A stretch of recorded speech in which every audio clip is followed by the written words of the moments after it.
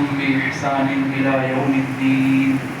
أما بعد، فقد قال الله تبارك وتعالى في شأن عظمته أولياء الكريم: أعوذ بالله من الشيطان الرجيم، بسم الله الرحمن الرحيم. ألا إن أولياء الله لا خوف عليهم ولا هم يحزنون الذين آمنوا وكانوا يتقون. صدق الله العظيم وبلغنا رسوله النبي الكريم ونحن على ذلك لمن الشاهدين والشاكرين والحمد لله رب العالمين. معزز و محترم قابل قدر علماء اکرام اور میرے قابل فخر بزرگوں، دوستوں، عزیز ساتھیوں، جملہ نوجوانوں اور پیارے بچوں، السلام علیکم ورحمۃ اللہ وبرکاتہ. وعلیکم السلام ورحمۃ اللہ وبرکاتہ. وقال اللہ تبارک وتعالی فی شان عظمت حبیبہ الکریم تشریفا وتعظیما مخبرا وآمرا اجلالا واکراما وتکریما وتحریما ان اللہ وملائکتہ یصلون علی النبی یا ایہا الذین آمنوا صلوا علیہ وسلموا تسلیما. اللہم صل علی سیدنا محمد وعلی آل سیدنا محمد وبارک وسلم. اللہ وحدہ لا شریک بہ انتہا فضل و کرم، اور اس کا شکر احسان ہے کہ اس نے ہمیں اور آپ کو اپنے پیارے حبیب آقائے دو عالم نور مجسم ارواحنا و آباؤنا و امہاتنا و کلنا فدا حقیقت الحقائق خیر البرازق سید الخلائق اصل الوصول عقل العقول حضور جناب احمد مجتبی محمد مصطفیٰ صلی اللہ علیہ وآلہ واصحابہ وبارک وسلم کی مبارک و مقدس امت میں ہمیں پیدا فرمایا اور آپ کا امتی ہونے کا ہمیں فخر عطا فرمایا. الحمدللہ علی ذالک. عزیزان محترم، آج کی مبارک محفل سرکار غوث اعظم دستگیر رضی اللہ تعالیٰ عنہ کی ذات گرامی سے منسوب ہے. ہم یہاں پر سرکار غوث اعظم دستگیر رضی اللہ تعالیٰ عنہ کی 11ویں شریف کی محفل کا اہتمام کر رہے ہیں. اس موقع پر آج آپ کے سامنے جس عنوان کے تحت میں گفتگو کرنے جا رہا ہوں وہ عنوان ہے عظمت ذکر غوث اعظم رضی اللہ تعالیٰ عنہ. اللہ رب العزت کی بارگاہ میں دعا ہے کہ مولا تعالیٰ مجھے اس عنوان پر حق کہنے، آپ تمام کو حق سمجھنے اور تعظم اخیر ہم تمام کو حق پر ثابت و قائم رہنے کی توفیق عطا فرمائے. آمین بجاہ النبی الکریم صلی اللہ علیہ وسلم. عزیزان محترم، سرکار غوث اعظم رضی اللہ تعالیٰ عنہ کا ہم اہل سنت و جماعت ذکر خیر کرتے ہیں.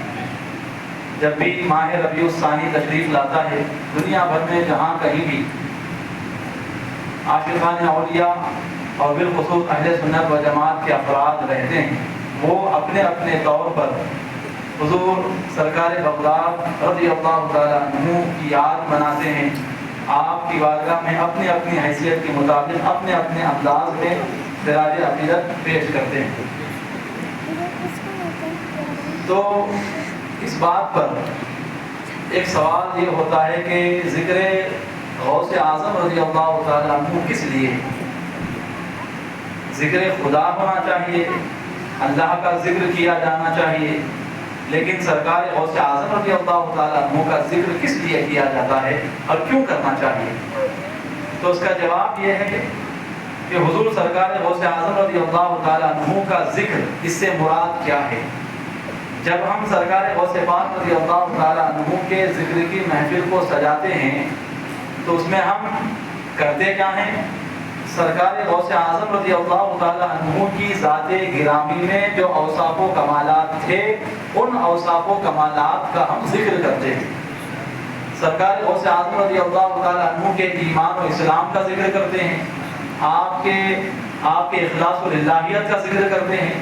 سرکار غوث اعظم رضی اللہ تعالیٰ عنہ کے تقوی کا، آپ کی پرہیزگاری کا، آپ کی پاسائی کا، آپ کی کرامتوں کا ہم ذکر کرتے ہیں. ذکر غوث اعظم سے مراد سرکار غوث پاک رضی اللہ تعالیٰ عنہ کے مختلف کمالات کو بیان کرنا ہے۔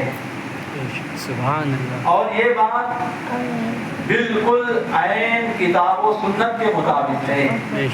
آپ دیکھیں سرکار غوث اعظم دستگیر رضی اللہ تعالیٰ عنہ کا جو ہم ذکر کرتے ہیں قرآن کی روشنی میں آپ ذرا دیکھیں، ہم ذکر غوث اعظم رضی اللہ تعالیٰ عنہ کے نام پر کرتے کیا ہیں؟ سرکار غوث اعظم رضی اللہ تعالیٰ عنہ کے ایمان کا ذکر کرتے ہیں۔ سرکار غوث اعظم کی ذات، اس ذات میں ایک کمال ہے آپ کے ایمان کا۔ آپ کا ایمان آپ کی ذات کا ایک وصف ہے، اور جب ہم قرآن پڑھتے ہیں تو قرآن ایمان کی تعریف کرتا ہے۔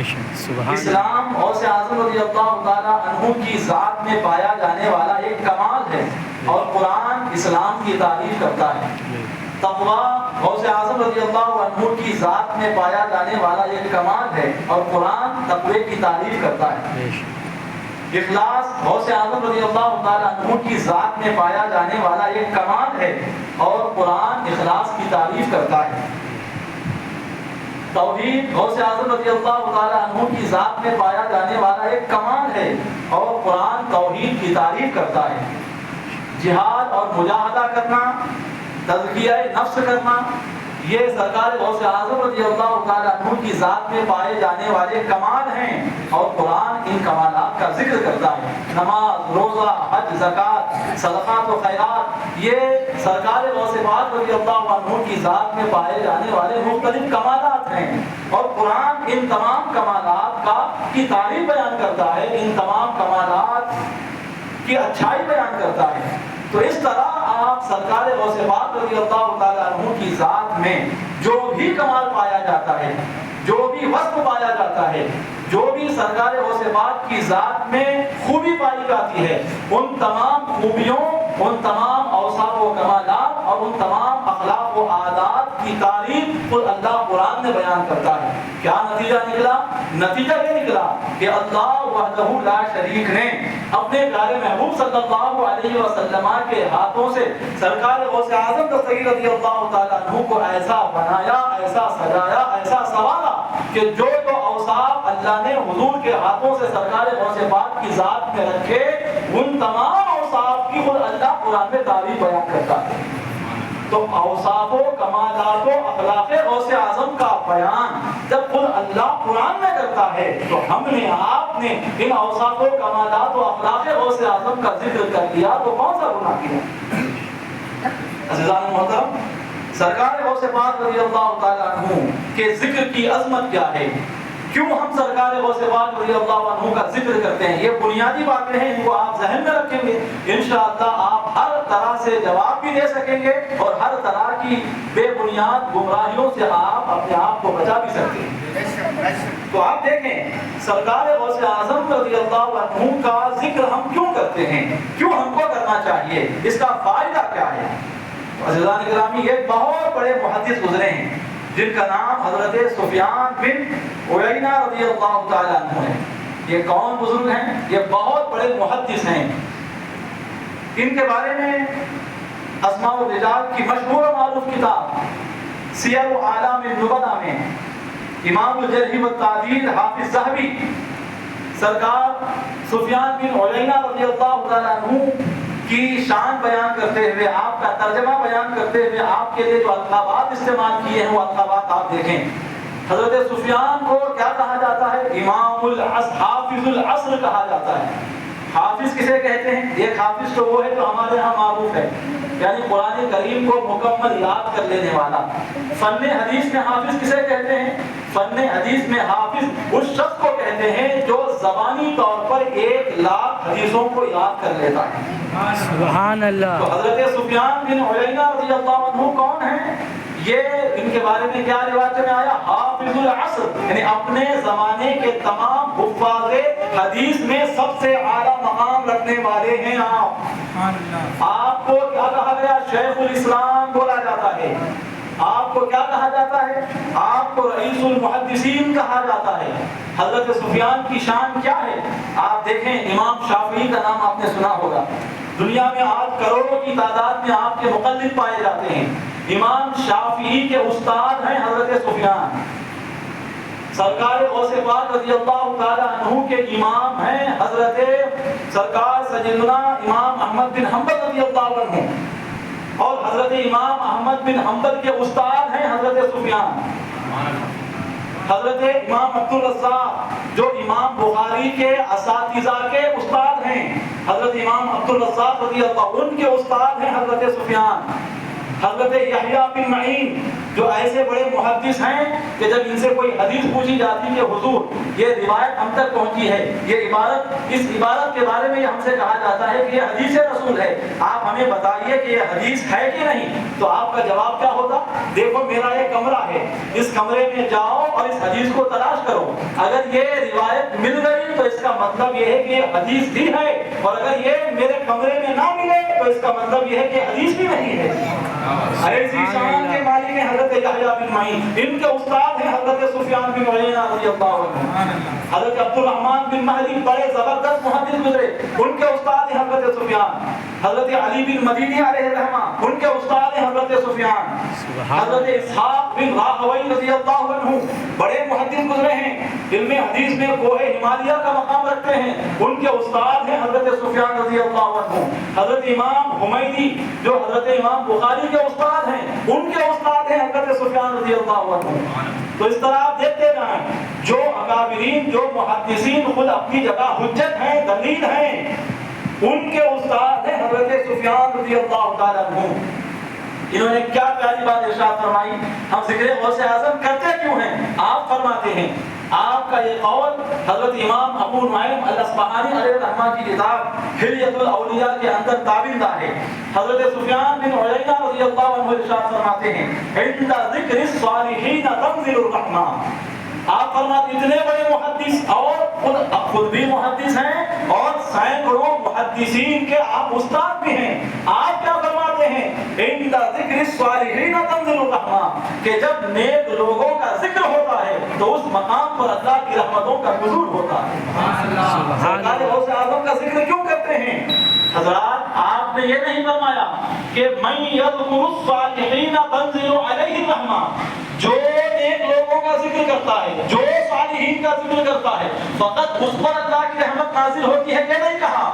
آپ نے فقط یہ کہا کہ عند ذکر الصالحین تنزل الرحمہ، نیک لوگوں کا جب جہاں ذکر کیا جاتا ہے، خاص ذکر کرنے والا ایک ہو، سننے والے سینکڑوں ہوں، صرف سنانے والے پر، ذکر کرنے والے ذاکر ہی پر رحمت خداوندی کا نزول نہیں ہوتا، بلکہ جو مجمع میں سامعین ہیں ان تمام اہل مجمع پر، ان تمام اہل محفل پر بھی اللہ کی رحمتوں کا نزول ہوتا ہے۔ سبحان اللہ۔ آپ نے یہ نہیں فرمایا کہ اللہ کے نیک بندوں کا ذکر کر کے ان کے وسیلے سے دعا مانگو تو رحمت اترتی ہے، نہیں، فقط ذکر صالحین یہ ہوتا ہے، رحمتوں کا نزول وہاں پر ہو جاتا ہے۔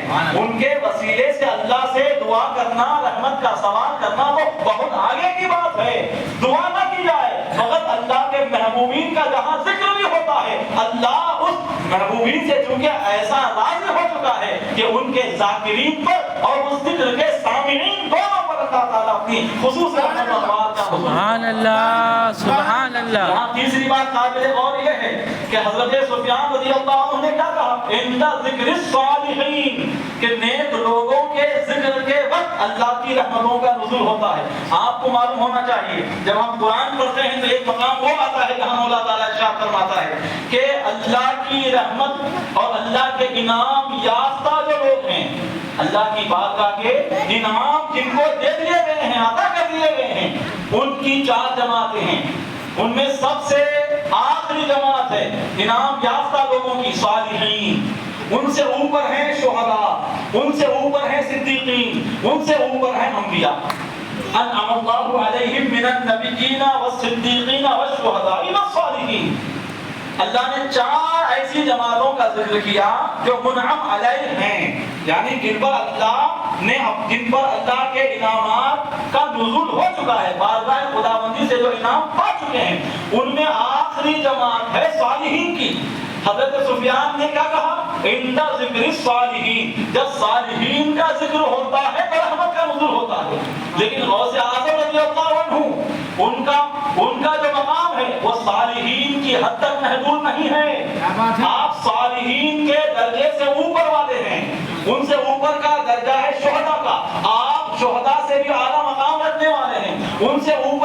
صدیقین کا درجہ اور سرکار غوث اعظم صدیقیت کبریٰ کے مقام پر فائز ہیں۔ سبحان اللہ سبحان اللہ۔ غوثیت کبریٰ، غوثیت کبریٰ کسے کہتے ہیں کہ سرکار غوث اعظم دستگیر رضی اللہ عنہ کے زمانے کے بعد سے اب قیامت تک غوث اعظم رضی اللہ تعالی عنہ جیسا صرف اللہ ایک ہی بندے کو پیدا فرمائے گا، وہ ہے حضرت امام مہدی۔ سبحان اللہ۔ سرکار غوث اعظم سے لے کر امام مہدی تک کوئی اب اس درمیان میں جتنی صدیاں گزر چکی ہیں جو گزرنے والی ہیں، ان میں کوئی سرکار غوث پاک رضی اللہ تعالی عنہ کا ہم بندہ ہم مرتبہ اب دنیا میں آنے والا نہیں ہے۔ وہ ہے سرکار غوث اعظم جو صدیقیت کبریٰ کے مقام پر فائز ہیں۔ سوچئے جب آخری جماعت ہے صالحین کی، ان کے ذکر سے اللہ اپنی رحمتوں میں نزول فرماتا ہے۔ غوث پاک رضی اللہ تعالی عنہ تو تمام صالحین کے سردار ہیں، غوث پاک رضی اللہ تعالی عنہ تو صدیقین میں اعلیٰ مقام رکھنے والے ہیں۔ جب ہم ان کا ذکر کرتے ہیں تو بارگاہ خداوندی سے کیسے کیسے انعامات کا ہم پر نزول ہوتا ہوگا۔ سبحان اللہ۔ ہم یہاں بیٹھے ہیں تو اس ایمان اور اس یقین کے ساتھ ہم کو بیٹھنا ہے کہ اب ہم اس وقت اللہ کی رحمتوں کی بارشوں میں بھیگ رہے ہیں، ہمارے خالی نمبر بارگاہ خداوندی کی رحمتوں سے بھرے جا رہے ہیں۔ سبحان اللہ۔ ایمان لے کر بیٹھے اور کہنے والے کوئی اہل غیر نہیں ہیں۔ امام المحدثین حضرت سفیان بن عیینہ رضی اللہ عنہ، جن کے آگے امام شافعی زانوی ترمذ طے کریں، جن کے آگے حضرت امام احمد بن حنبل زانوی ادب طے کریں، وہ بزرگ ہیں حضرت سفیان، ان کا یہ ارشاد۔ سبحان اللہ سبحان اللہ۔ حضور سرکار غوث اعظم دستگیر رضی اللہ عنہ کی عظمت آپ دیکھیے۔ بخاری شریف کی ایک حدیث پاک ہے، کتاب الرقاق باب التواضع کے اندر حدیث ہے۔ حضرت سرکار سیدنا ابو ہریرہ رضی اللہ عنہ حدیث پاک کے راوی ہیں۔ وہ ارشاد فرماتے ہیں قال رسول اللہ صلی اللہ علیہ وسلم، اللہ کے رسول صلی اللہ علیہ وسلم نے ارشاد فرمایا ان اللہ قال، حضور فرما رہے ہیں کہ بے شک اللہ رب العزت نے یہ فرمایا۔ حضرت ابو ہریرہ کہتے ہیں کہ حضور نے فرمایا، حضور یہ فرما رہے ہیں ان اللہ قال، بے شک اللہ رب العزت نے یہ فرمایا۔ تو کیا مطلب؟ اب جو حدیث بیان ہونے والی ہے وہ حدیث قدسی ہے۔ کیا حدیث ہے یہ؟ حدیث قدسی کا مطلب کیا ہوتا ہے؟ راوی حضور ہوتے ہیں اور روایت جس کی ہوتی ہے وہ خدا ہوتا ہے۔ سبحان اللہ۔ کلام خدا کا اور زبان مصطفیٰ کی۔ سبحان اللہ۔ ایسی جو حدیث ہوتی ہے اسے حدیث قدسی کہا جاتا ہے۔ حدیث قدسی ہے بخاری شریف کے اندر، حضور فرماتے ہیں کہ اللہ رب العزت نے فرمایا من عادى لي وليا فقد آذنته بالحرب۔ کیا فرمایا؟ من عادى لي وليا فقد آذنته بالحرب۔ حضور فرما رہے ہیں کہ اللہ فرماتا ہے کہ جس نے میرے کسی ایک ولی سے بھی، من عادى لي وليا، یہاں ولیا کا جو لفظ ہے وہ نکرہ استعمال ہوا ہے، معرفہ نہیں، جس کا مطلب کیا ہے؟ کوئی مخصوص ولی نہیں، اللہ کا جو بھی ولی ہے، کسی بھی ایک ولی کے تعلق سے بھی کوئی اگر دل میں بغض و عناد رکھتا ہے فقد آذنته بالحرب، اللہ فرما رہا ہے میں اس بدبخت سے اعلان جنگ کرتا ہوں۔ یہاں سرکار غوث اعظم کے مقام کو میں عرض کر رہا ہوں کہ کیا مقام ہے آپ کا؟ ایک ولی فقط اس کے خلاف اگر دل میں بغض و عناد رکھا جاتا ہے تو اللہ اس سے اعلان جنگ کرتا ہے۔ میں اس سے اعلان جنگ کرتا ہوں، یہ جو کلام اللہ فرما رہا ہے یہ کیا ہے؟ یہ رحمت خداوندی کا ظہور نہیں، جلال خداوندی کا اظہار ہو رہا ہے۔ سبحان اللہ۔ اللہ کے جلال کا اظہار ہو رہا ہے۔ بتائیے اللہ کے جلال کا، اللہ کے غضب کا کو برداشت کون کر سکتا ہے؟ کون سامنا کر سکتا ہے جلال خداوندی کا؟ آپ دیکھیں قرآن جب ہم پڑھتے ہیں تو سود کھانے والے جو بدبخت ہیں، کون؟ سود کھانے والے، سود خور، اسے کیا کہتے ہیں؟ حرام خور۔ جو حرام خور لوگ ہیں، سود خور لوگ ہیں، ان کے بارے میں قرآن کیا کہتا ہے؟ یا ایھا الذین آمنوا اتقوا اللہ، اے ایمان والو اللہ سے ڈرو۔ قرآن کیا کہتا ہے؟ اللہ سے ڈرو۔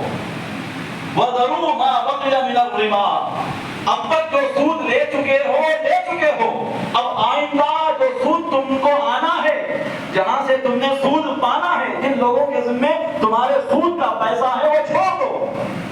یہ اب کے لیے نہیں، تب آیت نازل ہوئی نا تب کے لیے، اب سننے کے بعد اگر کوئی یہ کہتا ہے کہ اب تک کا معاف ہو گیا، نہیں معاف نہیں، اب وہ جو کھا چکے ہیں اس کا بھی، اس کے لیے بھی اللہ کی بارگاہ میں توبہ کرنا فرض ہے۔ یہ جب آیت نازل ہوئی اس وقت کی بات ہو رہی ہے۔ اللہ کا فرما رہا ہے اے ایمان والو اللہ سے ڈرو، وَذَرُوا مَا بَقِيَ مِنَ الرِّبَا إِن كُنتُم مُؤْمِنِينَ، اگر تم ایمان والے ہو تو اب تم سود کا پیسہ چھوڑ دو، سود لینا بند کر دو۔ إِن كُنتُم مُؤْمِنِينَ فَإِن لَّمْ تَفْعَلُوا، اور اگر تم ایسا نہیں کرو گے، یعنی میرے منع کرنے کے باوجود بھی اگر سود خوری میں مبتلا رہو گے، سود لینا دینا کرو گے، فَأْذَنُوا بِحَرْبٍ مِّنَ اللَّهِ وَرَسُولِهِ، اللہ فرما رہا ہے کہ اگر میرے منع کرنے کے باوجود بھی تم کو رکنا نہیں ہے تو ایک کام کرو، اللہ اور اس کے رسول کے خلاف تم خود سے اعلان جنگ کرو۔ سود خوروں سے اللہ فرما رہا ہے کہ سود چھوڑ دو، چھوڑ دیے تو تمہارا ایمان کامل ہے۔ اگر میرے منع کرنے کے باوجود چھوڑنے کو تیار نہیں ہو تو تم آگے آؤ، اللہ اور اس کے رسول سے اعلان جنگ کرو۔ اب ذرا یہاں دیکھیے، سود خور جو سود سے باز نہیں آ رہا ہے اس سے اللہ تعالیٰ یہ کہہ رہا ہے کہ تم آگے بڑھ کر خود اللہ اور اس کے رسول سے اعلان جنگ کرو، لیکن یہاں کیا کہہ رہا ہے کہ من عادی لی ولی، جس نے میرے کسی بھی ایک ولی سے بغض و عناد رکھا میں خود اس سے اعلان جنگ کرتا ہوں۔ یہاں سود خوروں کو بول رہا ہے تم اعلان جنگ کرو، اور یہاں ولی سے بغض و عناد رکھنے والوں سے کہہ رہا ہے میں اس سے اعلان جنگ کرتا ہوں۔ اللہ اکبر، انداز پر غور کریں، میرے ولی سے بغض ہے تو تم خود اعلان جنگ کرو، نہیں میں خود اعلان جنگ کرتا ہوں۔ کیا مطلب؟ اولیاء کی عظمتوں کو سمجھا رہا ہے کہ میرے اولیاء کا یہ مقام کہ ان سے عناد رکھنا، ان سے عناد رکھنا نہیں ہے بلکہ وہ حقیقت میں مجھ سے عناد رکھنا ہے۔ کیونکہ ولی جو ہوتا ہے وہ ہوتا ہی اس وقت ہے جب وہ اللہ کی ذات میں فنا ہو جاتا ہے، اللہ کی محبت میں گم ہو جاتا ہے، فنا فی اللہ کے مقام پر فائز ہو جاتا ہے، اسی کو ولی بولا جاتا ہے۔ تو اب وہاں اپنائیت کا محبت کا ایسا مقام ولی کو حاصل ہو جاتا ہے کہ اس کے خلاف کیا جانے والا معاملہ اس کے خلاف کیا جانے والا معاملہ نہیں ہوتا بلکہ وہ اللہ کے ساتھ کیا جانے والا معاملہ ہوتا ہے۔ عزیزان محترم، یہاں سے اور ایک بات کیا معلوم ہوئی کہ جب اولیاء سے بغض رکھنا اللہ سے بغض رکھنے کے مترادف ہے تو یہاں سے معلوم ہوا کہ اولیاء سے محبت کرنا، اولیاء سے محبت کرنا نہیں، وہ حقیقت میں اللہ سے محبت کرنا۔ سبحان اللہ، سبحان اللہ۔ تو اولیاء کا مقام یہ ہے اولیاء، اور ایسے کروڑوں اولیاء کے سردار ہیں غوث پاک رضی اللہ عنہ۔ سبحان اللہ، سبحان اللہ۔ ایک کتاب ہے حضرت امام عبد القادر بن محی الدین القادری الحنفی القادری الاربلی رحمۃ اللہ علیہ کی، تفریح الخاطر اس کتاب کا نام ہے۔ کیا نام ہے؟ تفریح الخاطر۔ اس میں ایک روایت آپ نے لائی ہے کہ جب اللہ رب العزت کسی بندے کو ولایت کا مقام عطا کرنا چاہتا ہے، کسی بندے کے سر پر تاج ولایت سجانا چاہتا ہے تو اللہ اس شخص کو حضور کی بارگاہ میں لے جانے کا حکم دیتا ہے کہ لے جاؤ میرے محبوب کی بارگاہ میں۔ جب اس بندے کو اللہ کے رسول کی بارگاہ میں حاضر کر دیا جاتا ہے تو حضور ارشاد فرماتے ہیں کہ اسے میرے شہزادے عبد القادر کے پاس لے جاؤ تاکہ وہ اس کی قابلیت کو جانچ لیں۔ پھر جب حضور کے حکم پر اس شخص کو سرکار غوث پاک رضی اللہ عنہ کی بارگاہ میں پیش کیا جاتا ہے تو سرکار غوث پاک اسے جانچتے ہیں، پرکھتے ہیں، پھر اگر وہ مقام ولایت پر فائز کیے جانے کے قابل ہوتا ہے تو دفتر محمدی میں اس کا نام لکھ کر اپنی مہر ثبت فرما دیتے ہیں، اپنی مہر لگا دیتے ہیں۔ پھر دوبارہ اس شخص کو مصطفیٰ کریم علیہ السلام کی بارگاہ میں پیش کیا جاتا ہے۔ اب حضور قاسم نعمت مالک جنت و کوثر مصطفیٰ صلی اللہ علیہ وسلم اس شخص کو مقام ولایت پر فائز کرنے کا حکم ارشاد فرماتے ہیں۔ چنانچہ اب اس بندے کو ولایت کا خرقہ پہنایا جاتا ہے اور اسے عالم غیب و عالم شہادت میں مقبول بنا دیا جاتا ہے۔ اس روایت سے کیا سمجھا آپ نے؟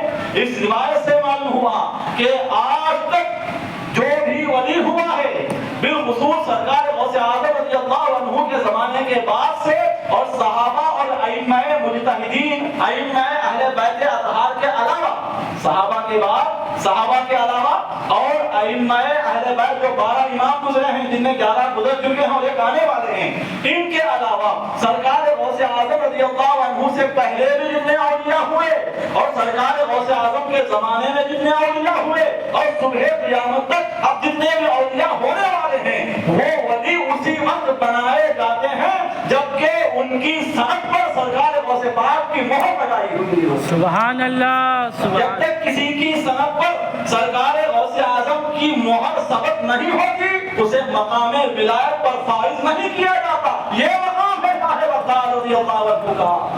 یہاں اللہ کا فرمان ہے من عادی لی ولیا، جس نے میرے کسی ایک ولی سے بھی بغض رکھا۔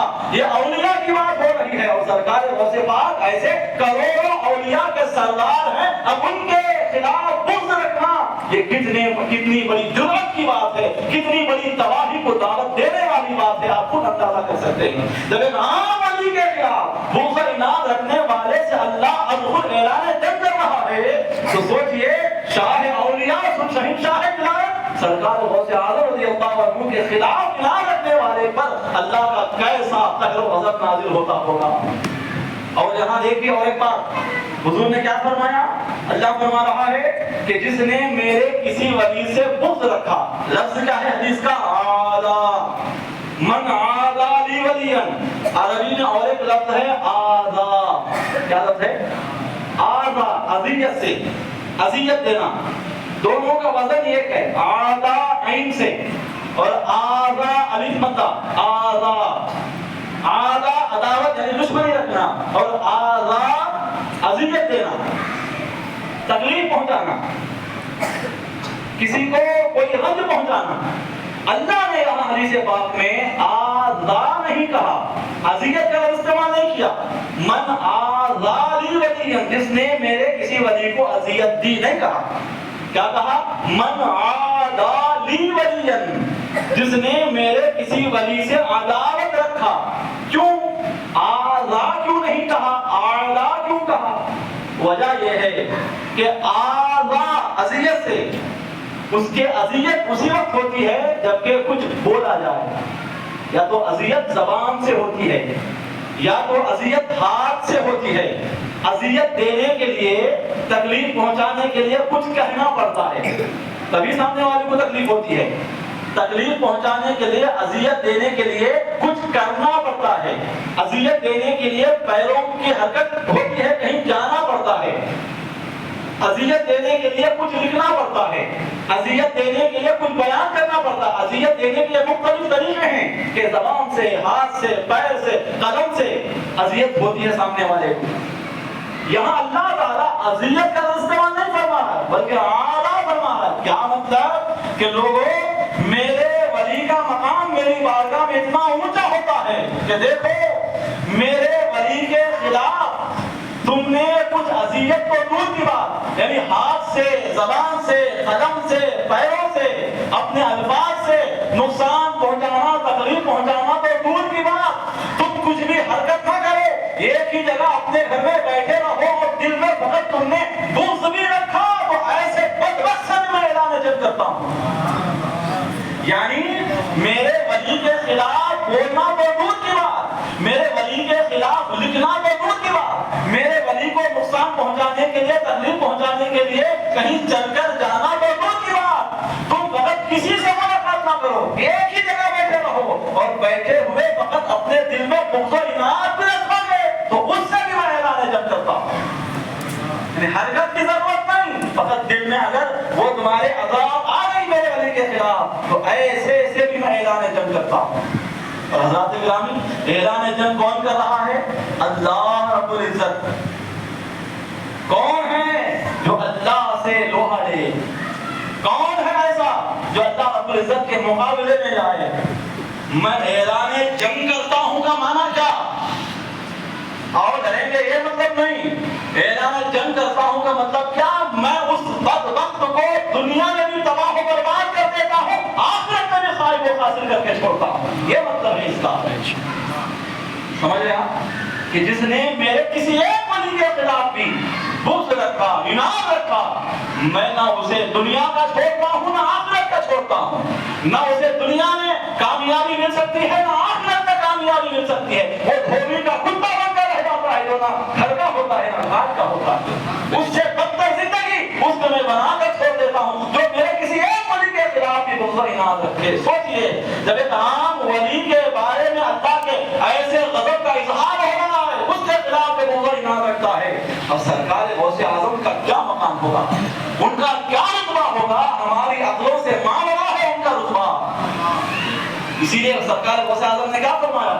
بہجت الاسرار میں آپ نے ارشاد، بہجت الاسرار میں آپ کا قول منقول ہے، انا مما لا تعلمون، کہ اے لوگوں میں اللہ کی اس مخلوق سے ہوں، میں اللہ کی اس مخلوق سے تعلق رکھتا ہوں جسے تم نہیں جانتے، یعنی میری حقیقتوں کو تم پا نہیں سکتے، مجھے دیکھ تو سکتے ہو میں کیا ہوں، کون ہوں، کہاں رہتا ہوں، میری ان کیفیتوں کو، میرے ان مقامات کو تم ہو، بڑے بڑے اولیاء بھی نہیں پہنچ سکتے۔ بے شک تبھی تو آپ نے فرمایا قدمی ہادی علی رقبۃ کل ولی للہ، کہ میرا یہ قدم اللہ کے ہر ولی کی گردن پر ہے۔ بے شک سبحان اللہ۔ کوئی ولی نہ میرے مقام کو پہنچ سکتا ہے، نہ میرے مقام کو کما پہنچا سکتا ہے، میرا وہ مقام ہے۔ بے شک سبحان اللہ۔ انا مما لا تعلمون، میں وہ مخلوق ہوں اللہ کی جو تم جان نہیں سکتے، اور جان تم اور تمہارے اندر وہ استعداد بھی نہیں ہے کہ تم جان سکو۔ بے شک حضرات گرامی کو اللہ کیا فرما رہا؟ من عادى لي وليا فقد آذنته بالحرب، جس نے میرے کسی ایک ولی سے بھی بغض و عناد رکھا میں اسے نیست و نابود کر دیتا ہوں، طاقت و تاراج کر کے چھوڑتا ہوں۔ حضرات اللہ جب کسی سے مقابلہ فرماتا ہے، کسی کو تباہ و برباد کرنا چاہتا ہے تو اس کا انجام کیا ہوتا ہے؟ امام ابن کثیر کی تفسیر ابن کثیر کے اندر ایک روایت ہے، قرآن کریم میں ایک آیت ہے جس میں مولا تعالیٰ ارشاد فرما رہا ہے، الم تر الی الذی حاج ابراہیم فی ربہ ان آتاہ اللہ الملک، یہ جو آیت ہے قرآن کی جس میں اللہ نے حضرت ابراہیم علیہ السلام اور نمرود مردود کے بحث و مباحثے کا ذکر فرمایا ہے اس آیت کے اندر۔ وہاں اللہ تعالیٰ اس کی تفسیر کرتے ہوئے امام ابن کثیر علیہ الرحمہ اس آیت کریمہ کی تفسیر کے آخر میں ایک روایت لاتے ہیں جو حضرت زید بن اسلم سے مروی ہے۔ کس سے مروی ہے؟ زور سے بولنا۔ زید بن اسلم رضی اللہ عنہ سے منقول ہے روایت۔ آپ فرماتے ہیں کہ اللہ رب العزت نے ایک فرشتے کو نمرود کے پاس بھیجا۔ کس کے پاس بھیجا؟ نمرود کے۔ بیزار ہو گیا؟ بیزار ہو گیا؟ نہیں، اچھا کیا ہے؟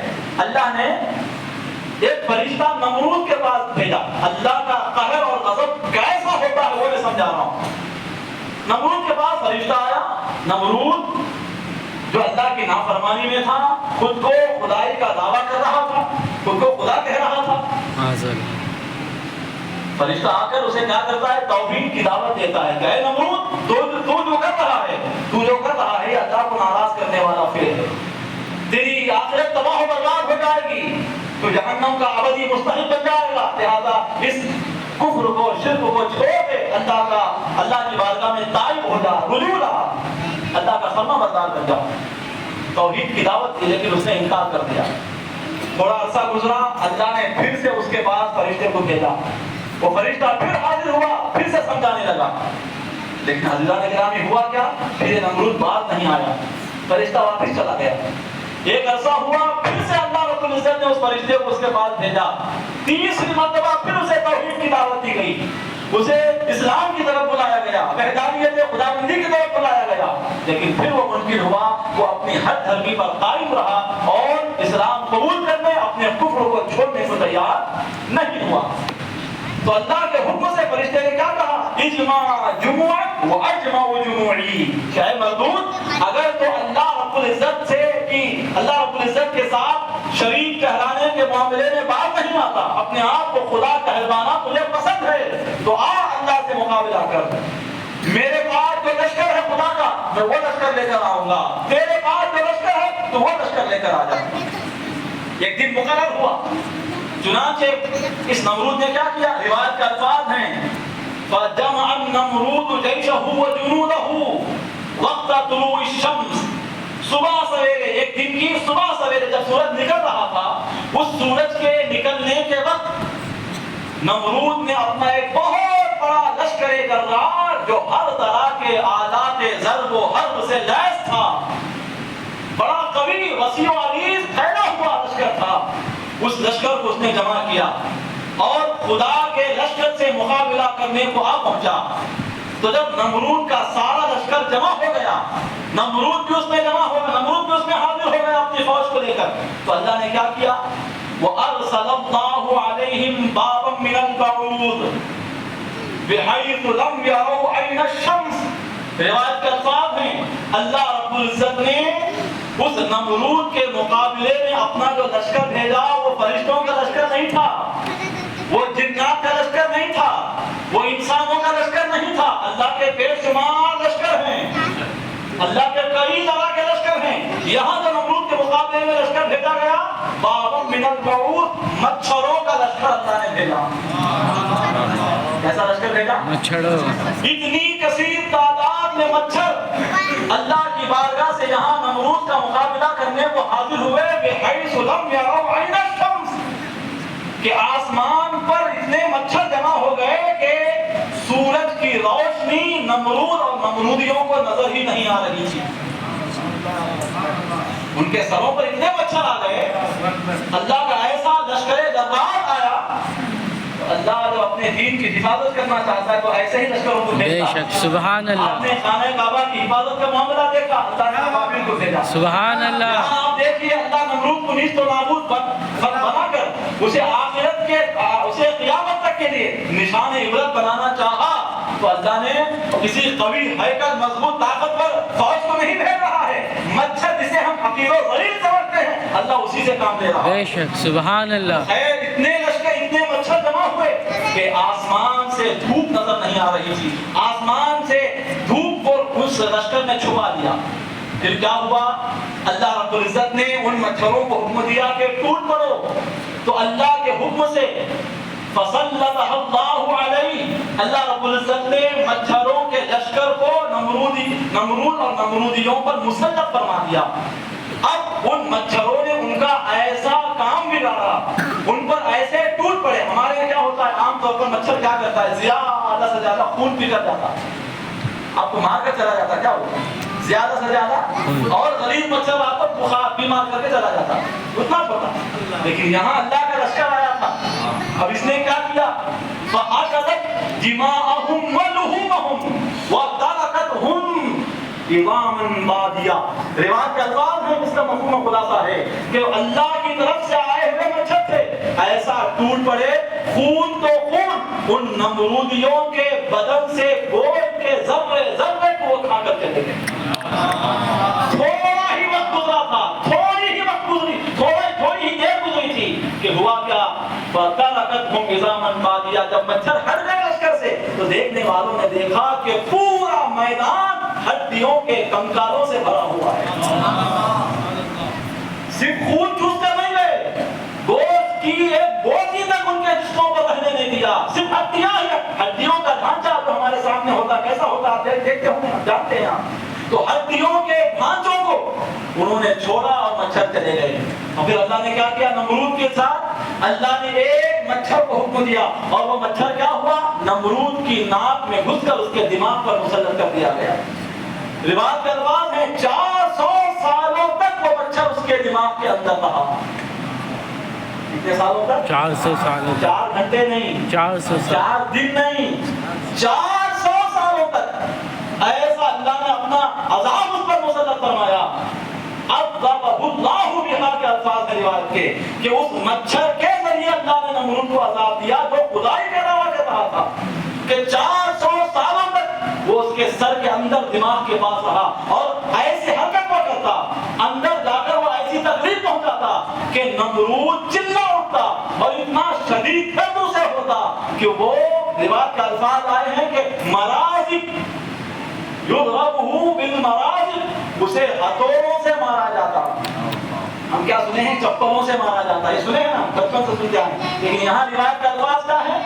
مرازق، یعنی اس کے سر پر ہتھوڑے مارے جاتے، تب بھی اسے سکون نصیب نہیں ہوتا، یہاں تک کہ 400 سالوں تک اس انتہائی دردناک عذاب میں اللہ نے مبتلا رکھا، اور بالآخر اسے اللہ نے جہنم پہنچا دیا۔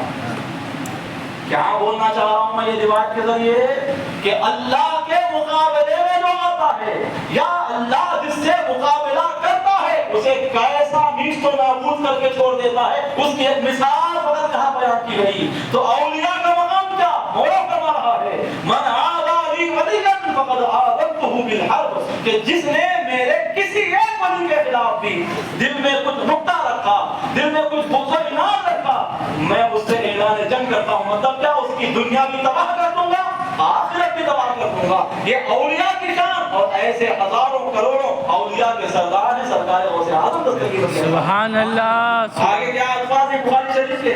حضور علیہ الصلوۃ والسلام ارشاد فرما رہے کہ اللہ رب العزت فرما رہا ہے وما يتقرب عبدي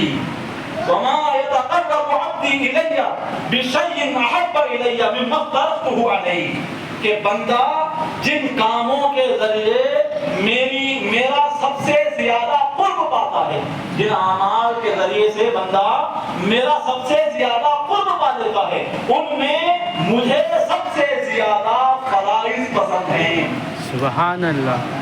فرائض اعمال کئی طرح کے ہوتے ہیں، کچھ اعمال نفل ہوتے ہیں، کچھ اعمال سنت غیر مؤکدہ ہوتے ہیں، کچھ اعمال سنت مؤکدہ کے، کچھ اعمال واجب کے درجے کے، کچھ اعمال فرض کے درجے کے ہوتے ہیں۔ تو اللہ فرما رہا ہے ان تمام اعمال سے بندہ میرا قرب پا سکتا ہے، قریب ہوتا ہے، لیکن ان اعمال میں سب سے زیادہ مجھے جو عمل پسند ہے، جس کے ذریعے سے بندہ بہت جلدی میرا قرب پا سکتا ہے، وہ فرائض کی پابندی ہے۔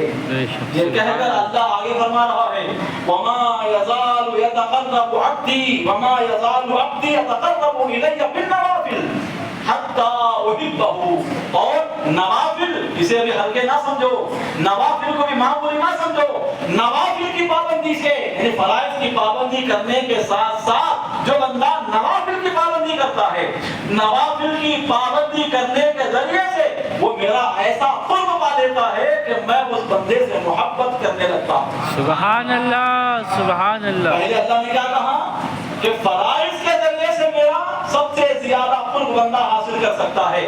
یہاں بندے کا اظہار محبت، بندے کا اظہار محبت ہے کہ بندہ اگر اللہ سے محبت کرنا چاہتا ہے تو اس کی محبت کا تقاضا یہ ہے کہ بندہ فرائض کی پابندی کرے۔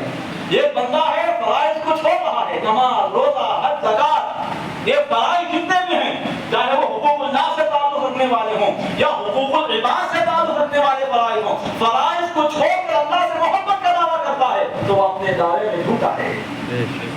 اگر اللہ سے محبت کا دعویٰ ہے تو اس کی دلیل یہ ہے کہ آپ فرائض کی پابندی کرنے لگیں، فرائض کے عادی ہو جائیں، فرائض کے عاشق ہو جائیں۔ فرائض کی پابندی نہیں ہے اور زبان پر آپ محبت خداوندی کے ترانے لگا رہے ہیں، وہ دعویٰ بلا دلیل ہے، اس دعوے کا اللہ کی بارگاہ میں کوئی اعتبار نہیں۔ اللہ سے محبت کا تقاضا یہی ہے کہ آپ کیا کریں؟ اللہ سے محبت کریں، اللہ کے فرائض کی پابندی کرنے لگیں۔ سبحان اللہ۔ اللہ کا اظہار محبت، یہ تھا بندے کا اللہ سے اظہار محبت۔ اب اللہ کا بندے سے اظہار محبت کیا ہے؟ فرما رہا ہے کہ نوافل کی پابندی جب کرتا ہے بندہ تو وہ اس مقام تک پہنچ جاتا ہے کہ میں خود اس سے محبت کرنے لگتا ہوں۔ سبحان اللہ، سبحان اللہ۔ اور جب میں بندے سے محبت کرنے لگتا ہوں تو کیا ہوتا ہے؟ میں اسے جنت دیتا ہوں، میں اسے اجر دیتا ہوں، میں اسے فلاں مقام دیتا ہوں، نہیں، وہ تو ملیں گے ہی، لیکن اس کا ذکر یہاں نہیں ہو رہا ہے۔ جب میں کسی بندے سے محبت کرنے لگتا ہوں تو ہوتا کیا ہے؟ كنت سمعه الذي يسمع به، میں اس بندے کے کان بن جاتا ہوں جس سے وہ سنتا ہے۔ سبحان اللہ، سبحان اللہ۔ وبصره الذي يبصر به، جس بندے سے میں محبت کرنے لگتا ہوں میں اس کی آنکھیں بن جاتا ہوں جس سے وہ دیکھتا ہے۔ سبحان اللہ۔ اس کی آنکھوں میں نور عطا کرتا ہوں، نہیں، میں خود اس کی آنکھیں بن جاتا ہوں۔ سبحان اللہ۔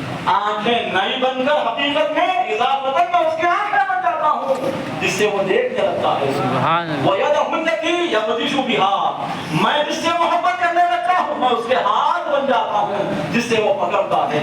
وَرِجْلَهُ الَّتِي يَمْشِي بِهَا، اور میں اس کے پاؤں بن جاتا ہوں جس سے وہ چلنے لگتا ہے۔ سبحان اللہ۔ ملت اسلامیہ بہت بڑی بات کہی جا رہی ہے، جہاں پر بہت بڑی بات سمجھائی جا رہی ہے۔ اس میں ایسے اسرار و رموز ہیں جو مسجد کے ممبر سے کہے جانے کے قابل نہیں ہیں، وہ خانقاہوں میں کہے جاتے ہیں۔ سبحان مسجد میں کہے جانے کے لائق جو بات ہے وہ یہ ہے کہ میں اس کی آنکھیں بن جاتا ہوں. کا مطلب کیا؟ یعنی اس کی آنکھوں میں میں خدائی طاقت رکھ دیتا ہوں. سبحان اللہ. اس کے کانوں میں خدائی سماعت رکھ دیتا ہوں. سبحان اس کے ہاتھوں اور پیروں میں خدائی قوت رکھ دیتا ہوں جن سے وہ یہ تمام کام سر انجام دیتا ہے. اور سرکار غوث اعظم رضی اللہ عنہ اللہ کی محبت میں فنا ہونے کے اس مقام پر فائز ہیں کہ یہی معاملہ سرکار غوث اعظم رضی اللہ عنہ کے ساتھ بھی ہوتا ہے. آپ دیکھیں حضور نے کیا فرمایا کہ اللہ نے کہا کہ میں اس کی آنکھیں بن جاتا ہوں. ایک روایت ہے بہجت الاسرار کے اندر کہ سرکار غوث اعظم رضی اللہ عنہ اپنے مدرسے کے صحن میں بیٹھ کر وضو فرما رہے ہیں. سبحان اللہ. آپ کی ایک مریدہ تھی جس پر ایک فاسق آدمی عاشق تھا. کون سا آدمی؟ فاسق. نام رکھ لینا نہیں ہے بچوں کا. فاسق بولے تو گناہ کبیرہ کرنے والا. اللہ کا نافرمان جو ہوتا اسے فاسق کہتے ہیں. ایک فاسق اس عورت پر عاشق ہو گیا. ایک دن وہ عورت کسی کام سے پہاڑ پر موجود غار کے پاس گئی. اب اسے معلوم ہوا تو یہ بھی پیچھے پیچھے جا کر اسے لپٹ لیا اور اس کے ساتھ بد فعلی کرنا چاہ رہا تھا. زبردستی کرنے لگا. اس کی عصمت دری کرنے کی کوشش میں لگا رہا. تو یہ غوث اعظم رضی اللہ عنہ کی مریدہ تھی. تو یہ جہاں تھی وہیں سے سرکار غوث اعظم رضی اللہ تعالی عنہ کی بارگاہ میں مستغیث ہوتی ہے, استغاثہ کرتی ہے. کیا کہتی ہے؟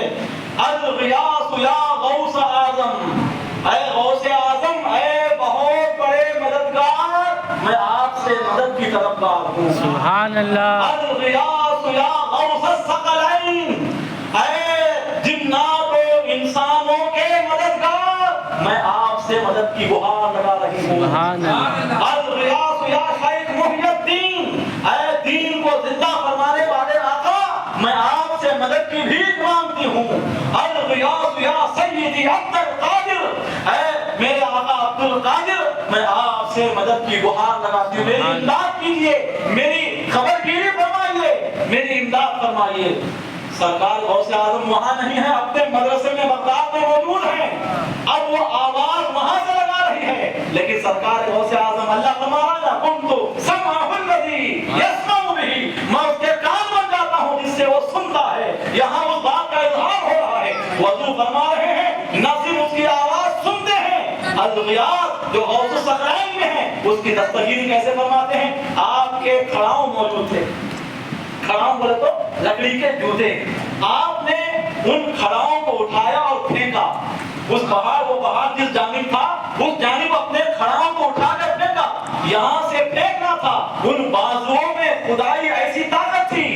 ان کو یادہ التی, ان کو یادہ التی یبدشو بہا, میں اس کے ہاتھ بن جاتا ہوں جس سے وہ ہاتھ کے کام کرنے لگتا ہے. یہی معاملہ ہو رہا ہے. اپنے مدرسے میں بیٹھ کر اپنے کھڑاؤں کو پھینک رہے ہیں. ایسا نہیں کہ جدھر من چاہا پھینکا, بلکہ اس مقام کی طرف پھینکا جہاں وہ عورت جہاں سے مدد کی گہار لگا رہی تھی. یہ ہے کنت بصرہ الذی یبصر بہ, میں اس کی آنکھیں بن جاتا ہوں جس سے وہ دیکھنے لگتا ہے. ایک ہی واقعے میں سرکار غوث اعظم رضی اللہ عنہ نے اپنے مولا کی ذات میں فنا ہونے کے معاملے کو بتایا. سبحان اللہ. یہ کھڑا وہاں جاتے بھی ہیں اور جا کر اس فاسق و فاجر آدمی کے سر پر ایسا برف پڑتی ہے کہ وہ موقع پر ہی دم توڑ دیتا ہے. پھر وہ عورت ان مبارک کھڑاؤں کو اٹھا کر بارگاہ غوثیت میں حاضر ہو کر ان کھڑاؤں کو پیش کر کے آپ کا شکریہ ادا کرتے ہیں. سبحان اللہ. سبحان اللہ. ملت اسلامیہ, اللہ فرما رہا ہے کہ جب بندہ میرا قرب پا لیتا ہے, یعنی ولایت کے درجے پر جب فائز ہو جاتا ہے, کنت یدہ التی یبطش بہا, میں اس کے ہاتھ بن جاتا ہوں جس سے وہ ہاتھ کے کام کرنے لگتا ہے. آپ دیکھیے یہی معاملہ سرکار غوث اعظم رضی اللہ عنہ کے ساتھ تھا. مشہور معروف واقعہ ہے, آپ میں سے ہر کوئی سنا ہوگا, لیکن بات چونکہ آئی ہے میں اسے دوہرا دے رہا ہوں. بات کیا ہے, واقعہ کیا ہے؟ ایک بوڑھی عورت اپنے بچے کو لے کر سرکار غوث اعظم رضی اللہ عنہ کی بارگاہ میں حاضر ہو کر عرض گزار ہوتی ہے کہ حضور, میں آپ کی عاشقہ ہوں, آپ کی عقیدت و محبت سے میرا دل بھرا ہوا ہے. اللہ کا کرم یہ ہے کہ میرا یہ بیٹا بھی آپ کا عاشق ہے, میرا یہ بیٹا بھی آپ سے محبت کرتا ہے. میں چاہتی ہوں کہ اسے آپ اپنی خدمت میں رکھیں. جو ماں کے حقوق ہوتے ہیں اولاد پر, میں نے ان تمام حقوق کو معاف کر دیا. میں نے اسے آپ کے لیے وقف کر دیا ہے. آپ اسے جیسا بنانا چاہیں تو سبحان اللہ. یہاں سے بتایا جا رہا ہے کہ اولیاء سے से उल्फत और मोहब्बत न सिर्फ रखनी चाहिए, उनकी सोहबतों को भी लाजमी तौर पर इख्तियार कर लेना चाहिए। सुभान अल्लाह। अज़ीज़ान मिल्लत इस्लाम में सरकार गौसे आज़म फरमाते ठीक है छोड़ कर जाओ। अब सरकार गौसे आज़म की खान में वो शख्स रहने लगता है, वो लड़का रहने लगता है। सरकार गौसे पाक उसे मुजाहदात में लगा देते हैं। अब ये दिन रात मुजाहदात में लगा रहता है, इबादतों में लगा रहता है, जिक्र अस्कार में लगा रहता है, सरकार गौसे पाक की खिदमत भी करता है। एक अरसा गुजरा, औरत दोबारा हाजिर हुई अपने बेटे से मुलाकात करने के लिए। क्या देखती है कि उसके बेटे का चेहरे का रंग जो है बिल्कुल गायब हो चुका है, बदल चुका है, जिस्म बिल्कुल लागर और नहीं हो चुका है, कमजोर हो चुका है, लाल पीला हो गया है बेटा। और उसके हाथ में खाने के लिए क्या है, एक जौ की सूखी रोटी है, जौ की गरम रोटी भी नहीं, गर्मा गर्म रोटी भी नहीं, ताजा रोटी भी नहीं, सूखी हुई जौ की एक रोटी का टुकड़ा उसके हाथ में जो बमुश्किल चाप कर खा रहा है। अब हुआ क्या, सरकार गौसे आज़म रज़ियल्लाहु अन्हु के पास अपने बेटे का यह हाल देखकर वो अंदर दाखिल होती है तो क्या देखते हैं कि सरकार दस्तरखान पर हैं और वहां दुर्ग मुसल्लम थे। शाही दस्तरखान सरकार गौसे पाक का शुरू से नहीं, ये भी याद रखना। सरकार गौसे पाक रज़ियल्लाहु अन्हु की जिंदगी के इब्तिदाई अय्याम आप देखें, 25 सालों तक सरकार गौसे आज़म रज़ियल्लाहु अन्हु ने उसूल इल्म दीन किया, इल्म दीन हासिल किया 25 सालों तक। और इन 25 सालों में आप नरमो गुदार बिस्तरों पर सोया नहीं करते थे, बल्कि जंगलों बयाबानों में पत्थरों पर, रेगिस्तान की रेत पर आप अपने अय्याम और शब रोज गुजारा करते थे। खाने को आपके पास कुछ मौजूद नहीं था तो दरख्त के पत्ते खाकर अपना गुजर बसर किया करते थे। सुभान अल्लाह। ये मुजाहदात और रियाज़ात के बाद अल्लाह ने ये मकाम दिया कि आप जब गौसियत कुबरा के मकाम पर फाइल होते हैं, अब आप आलिशान ग़िज़ाएं खा रहे हैं। तो खैर अल्लाह, ये औरत जाती है तो क्या देखती है कि सरकार एक मुर्गा खा चुके हैं और उसकी हड्डियों को एक जगह जमा कर चुके हैं।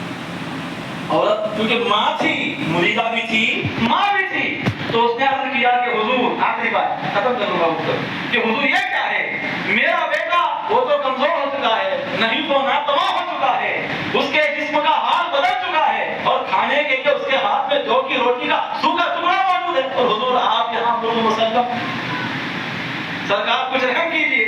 तो सरकार गौसे पाक ने जब उसकी ये बात सुनी तो आपने क्या किया, अपने मुबारक हाथ को अल्लाह फरमा रहा है कि जब बंदा मेरा कुर्ब खास पा लेता है, मैं उसके हाथ बन जाता हूँ जिससे वो खुदाई काम करने लगता है। सुभान अल्लाह। यानी खुदा की सिफतों का ज़ुहूर उसके हाथों में होने लगता है। सुभान खुदा की एक सिफत है इहयाए मौता, मुर्दों को जिंदा करना, जो खुदा की ज़ाती सिफत है। लेकिन जो बंदा अल्लाह का कुर्ब खास पा लेता है, अल्लाह अपनी सिफत का फैज़ान उस बंदे और महबूब की ज़ात में रख देता है। के सरकार वो सिफात, चूंकि मज़हरे सिफाते खुदाबंदी भी है, जहां आप मज़हरे ज़ाते खुदाबंदी भी हैं। तो आपने क्या किया, उस औरत की बातों को सुनकर अपना मुबारक हाथ उस जमा शुदा हड्डियों पर फेरा, जिन हड्डियों पर गोश्त था, जिस गोश्त को खा दिया जा चुका था, जिसे ज़बा करके हांडी पर चूल्हे पर चलाकर खूब पका दिया गया था, वो हड्डियां मौजूद हैं। हड्डियों पर आपने हाथ फेरा तो हाथ फेरना था, और हाथ फेरते हुए आपने क्या कहा, क़ूमी बिइज़्निल्लाहि अल्लज़ी युहयिल मौता व हिय रमीम, कि ऐ मुर्द उस अल्लाह के हुक्म से जिंदा होगा जो बोसीदा हड्डियों में जान डाल देता है। सुभान अल्लाह। बोसीदा हड्डियों को जिंदा कर देता है, उस मौला के हुक्म से उठ जा। तो अब हुआ क्या, ये कहना था, ये हाथ फेरना था कि उन हड्डियों में हरकत पैदा हो जाती है, सारी हड्डियां आपस में जुड़कर हड्डियों का ढांचा बन जाता है, उस पर गोश्त चढ़ जाता है, उस पर पर निकल आते हैं और वो मुर्ग बनकर बांध देता हुआ बारगाह गौसिया से भाग जाता है। सुभान अल्लाह। सरकार गौसे आज़म फरमाते हैं कि ऐ बीवी, जब तेरा बेटा इस मकाम पर पहुंचेगा, अब वो जो चाहता है, अब वो मुजाहदात कर रहा है, लिहाजा उसे उसी हालत में रहने दो। सुभान अल्लाह। जब मकाम पर पहुंच जाएगा, आली मकाम पर, अब वो जो चाहे खा सकता है, जो चाहे कर सकता है, लेकिन उसके लिए मुजाहदात की जरूरत है, तज़किया नफ्स की जरूरत है, नफ्स को कुचलने की जरूरत है। अब वो उस मरहले में वो है, उसे उसी में रहने दो। औरत ने जब ये देखा तो खुशी खुशी अपने घर वापस कर दो। हज़रात गिरामी, तो इस हदीस को रखकर सरकार गौसे पाक की बेशुमार बातों को बयान کر سکتے ہیں، لیکن وقت کی قلت اور امام صاحب کی فرصت بھی دامنگیر ہے، تو انشاءاللہ پھر کبھی آپ کے سامنے مزید باتیں عرض کی جائیں گی۔ تو المختصر پوری گفتگو کا خلاصہ یہ ہے کہ سرکار غوث اعظم ہم فقط ان کا ذکر کر سکتے ہیں لیکن اس ذکر کا حق ادا نہیں کر سکتے۔ وجہ کیا ہے کہ غوث اعظم کو جیسا جاننا ہے ہم ویسا جان ہی نہیں سکتے۔ وہ مقام ہے غوث اعظم رضی اللہ عنہ کا۔ اللہ رب العزت کی بارگاہ میں دعا ہے کہ مولا تعالیٰ مجھے بھی آپ کو بھی کہنے سننے سے زیادہ عظمت و مقامات غوث اعظم کا معترف بنے رہنے کی توفیق عطا فرمائے۔ آپ کی ذات گرامی کے فیض و برکات سے مولا تعالیٰ ہمیں مالا مال فرمائے۔ آمین بجاہ النبی الکریم صلی اللہ علیہ وسلم۔ وما علینا الا البلاغ۔ السلام علیکم ورحمۃ اللہ۔